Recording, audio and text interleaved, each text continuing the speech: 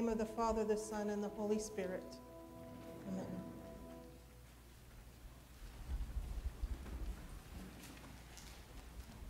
Before I start my sermon, I have been mentioning this at every service. There's a verse here that is used very often to discriminate against the Jewish people. It's been used historically. This and a few others in the New Testament, where it says, Jesus began to show his disciples that he must go to Jerusalem and undergo great suffering at the hands of the elders and chief priests and scribes, and be killed, and on the third day be raised. Many a times we complain that when we speak of terrorists or Islamic terrorists, that there are people who equate all Muslim people with those terrorists. And we hope that we Christians are not equated with the KKK marching in these events just because those people happen to consider themselves Christian. The same happens here in this reading and in others in the New Testament, that it is used against the Jewish people to say that the Jews killed Jesus. The fact is that at the time there were two types of people. There were Jews or you weren't a Jew. That's it. Those were their distinctions. The Jewish people. And so the elders and the high priests and the scribes, all those people turned Jesus in to be killed. And then he was killed by the non-Jews, the Romans. So therefore, we all killed Jesus. And Jesus died on that cross for all of us. So we must be very careful about how we use these verses in our society, because the Jews have suffered a great deal over the centuries over the way that these verses are translated and used in our society. Now, I don't know if most of you follow the gospel readings every week and you see where they come from, or if you just know that they come from the Gospel of Matthew. We've been reading Matthew for a while. But this week's reading comes directly after last week's reading. So last week's was Matthew chapter 16, verses something through 20. And today is the same chapter, verses 21 through 28. So it's a continuation of the same story. So last week, when Lorna preached, we had Jesus asking Peter, "Who do you say that I am?" And Jesus proclaims Jesus as the Messiah for the first time. And then Jesus tells Peter that he is the rock on which his church will be built. Today, Peter is a stumbling block. He went down in status very, very quickly, within a few sentences. So let's explore that a little bit more. Many times we think of the disciples as perfect human beings. You know, St. Peter and St. Paul. Well, St. Paul wasn't a disciple, but at the time. But we think about them as perfect human beings that could do no wrong. They were chosen by Jesus because they were the greatest people around. The fact is that they weren't. And if we think about it in a different way, instead of thinking that everybody mentioned in the Bible is a perfect human being that was chosen by God, if we think of them as people just like you and me, we realize that they mess up very often. And we know Peter messes up very often. He continues to mess up even after Jesus dies. They all run away during the crucifixion and after the crucifixion.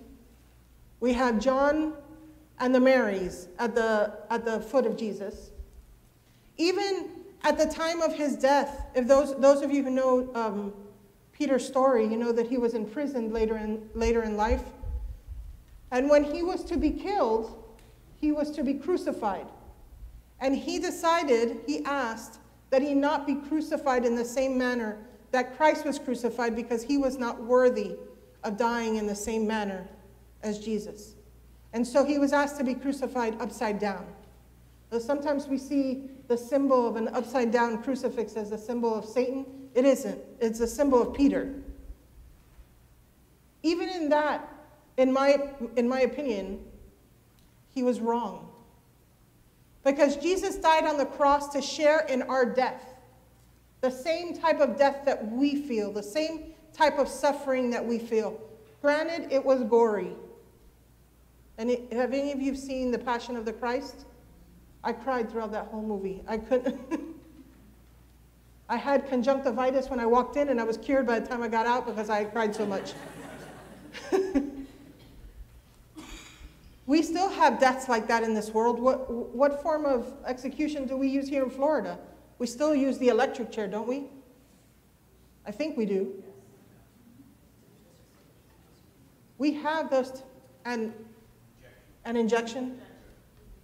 That can at times be gory. We still have those type of deaths. He shared in our human suffering.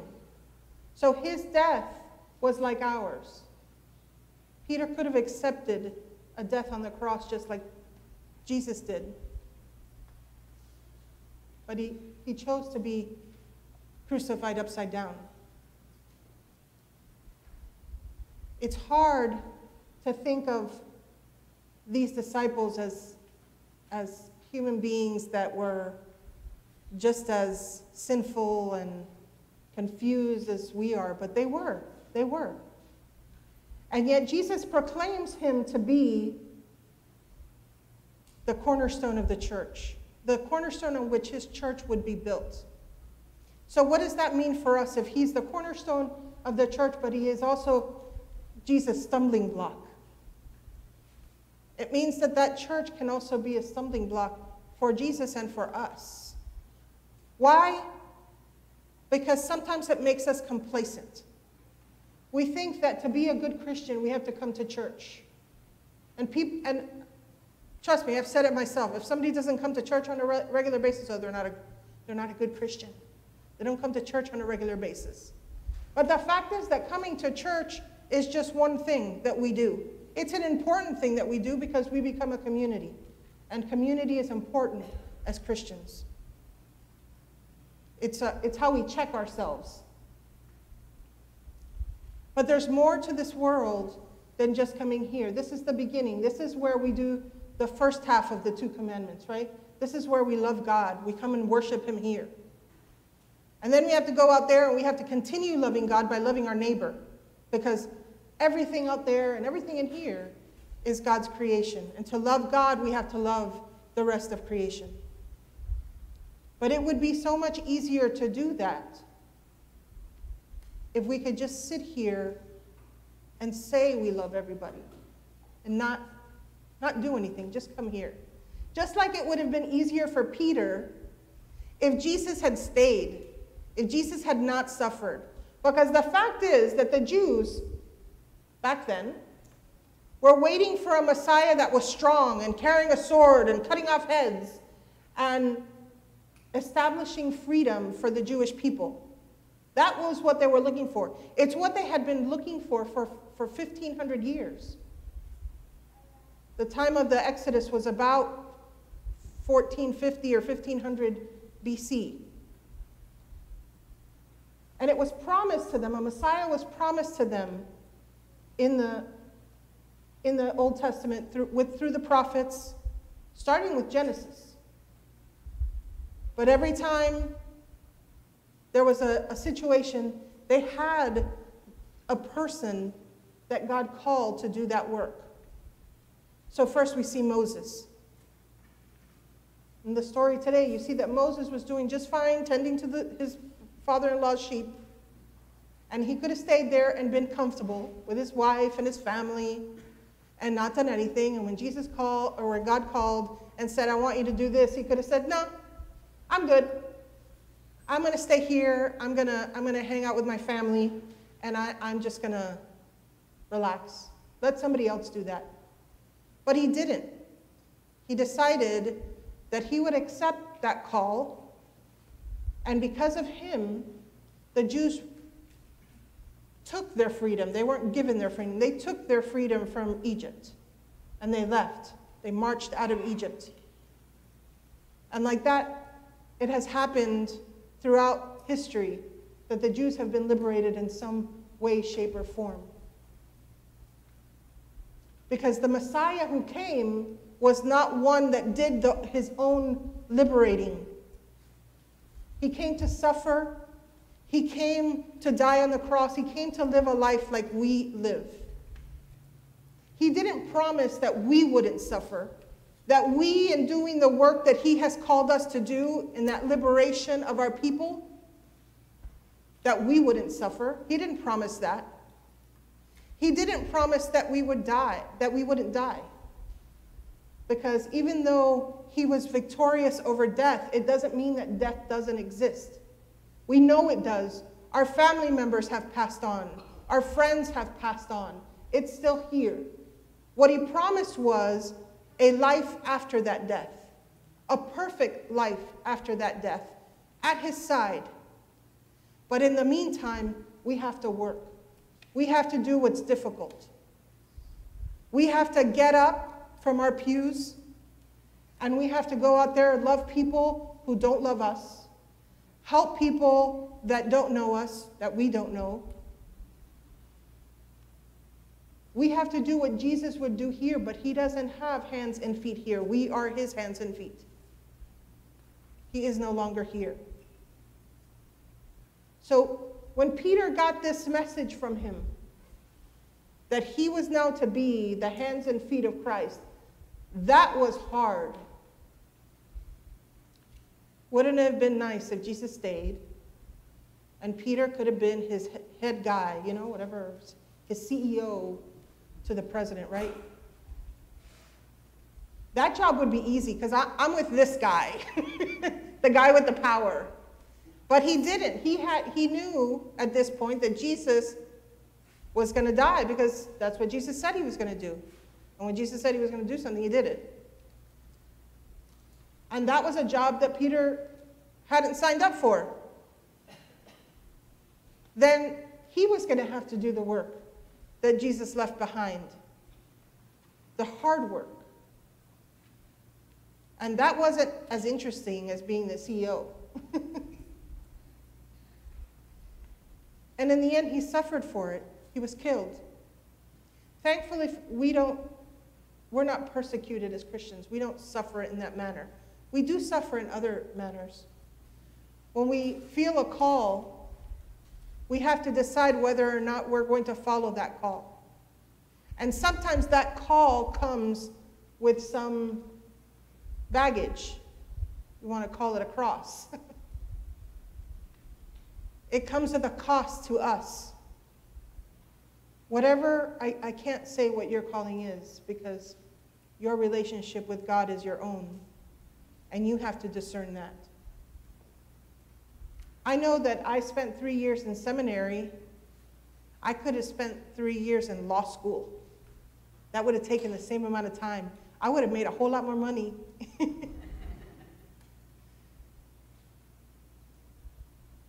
So this calling called for a cost. But that is not the only type of calling that we have in our lives. We are called to be followers of Christ in everything that we do. And we're going to be called, most especially in the coming weeks, as we prepare to help the people who are suffering in this world. And we know that there are many people in Texas that are suffering. And not only Texas, there was some flooding. I can't remember where because it hasn't been on the news, but there's been some flooding somewhere in Sierra Leone. 1,200 dead or something like that. There was something in Sierra Leone. It hasn't made the news because we're overwhelmed with Texas. We're going to be called to help those people in some way or another. Sometimes it's financial, and sometimes, I'll admit it, there's not enough money in the bank to help me and to help you. So, but somehow, we've got to get those people up and running. Sometimes our time, we're called to give time. Sometimes all we can do is prayer. And even in that, there's a little bit of suffering, because that inability to do something for people who are hurting, for people who need our help, is hard. So I want you to listen to that voice.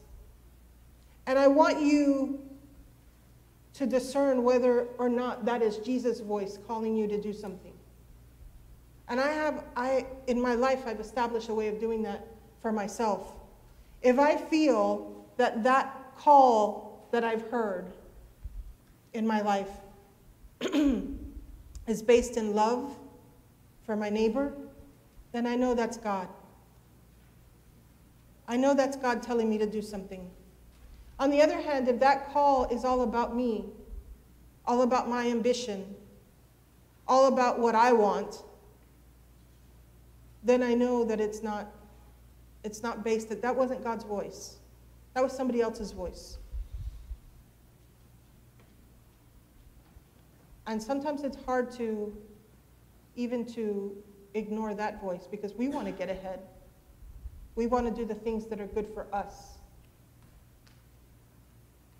But we're going to be tested. We've already been tested this week.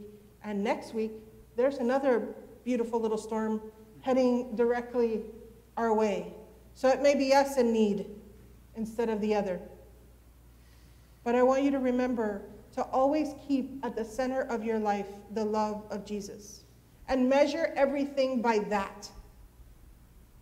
Because that is the only thing that we have, the only strength that we have in this world. And that's fine, because it's more than enough. That love that Jesus had for us is more than enough, and he will never ask more from us than we can give. But we have to believe that we can give that. We have to set ourselves aside and think of our brothers and sisters.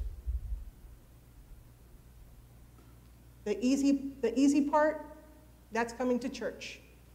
Everything else is the hard part. But we can all do it together.